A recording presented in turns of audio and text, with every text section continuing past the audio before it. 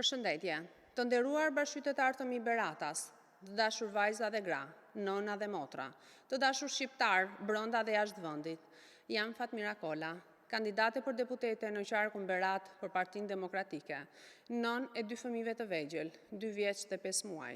Jam doktore shkencash në Finansbank, diplomuar si ekselente nga Universiteti Romës La Sapienza, në profesion jam pedagoge. Të premten, në çastin kur hapej zyrtarisht fushata zgjedhore, ndodhi një akt i rënd, një dhunim brutal i çdo norme ligjore dhe demokratike. Portali im online, një biznes i ndërtuar me mund dhe sakrificë, me përkushtim të ndershëm, me mbi 70.000 abonent, shumica e tyre biznese që varen çdo ditë nga shërbimet tona, u mbyll pa paralajmërim, në mënyrë brutale dhe hakmarrëse.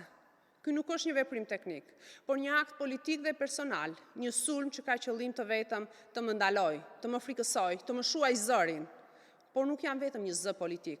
Unë jam Fatmira Kola, një grua, një sipërmarrëse dhe mbi të gjitha nën e 2 fëmijëve të vegjël. Kam punuar me ndershmëri, kam ndërtuar me sakrificë, jo vetëm për veten time, por për mijëra të tjerë që kanë gjetur mbështetje dhe shërbim në platformën time. Dhe sot, qeveria musulmon, jo thjesht si kundërshtare politike, por si nën që guxon të punojë e ndërtojë, që ngre zërin për të ardhmen e fëmijëve të saj dhe të Shqipërisë. Disa ditë më parë, konkretisht në datën 10 prill, gjatë takimeve të mia elektorale në qarkun Berat, një furgon policie më ndiqte hap pas hapi.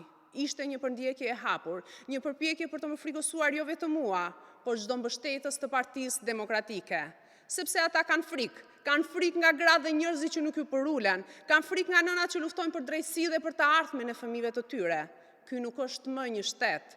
Ky është një regjim që sulmon nonat, bizneset, fjalën dhe njerëzit e lirë. Por unë nuk dorëzohem. Ta harrojnë. Ky është vetëm fillimi i një betejë të drejtë. Shqipëria nuk është pronë e qeverisë. Shqipëria është e popullit të saj. Shqipëria është e shqiptarëve. Faleminderit.